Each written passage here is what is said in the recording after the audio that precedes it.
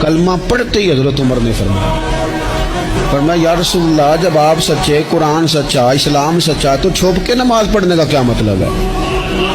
فرمایا ابھی تعداد ہی کوئی نہیں، 40 تو مسلمان ہیں۔ عرض کی حضور مہربانی کریں نا، آپ صرف اجازت دیں۔ 20 لوگوں کی صفیں بنا دی گئیں، ایک صف کے آگے حضرت عمر ہیں، ایک صف کے آگے حضرت امیر حمزہ ہیں۔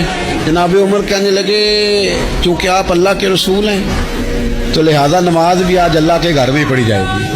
تو حضرت عمر بیت اللہ شریف کے بیچ کھڑے ہو کے نعرہ لگاتے ہیں، فرماتے ہیں میں عمر ہوں، تم مجھے بھی جانتے ہو، میرے باپ کو بھی جانتے ہو، تم میرا قبیلہ بھی جانتے ہو، میں نے پڑھ لیا ہے محبوب کا کلمہ۔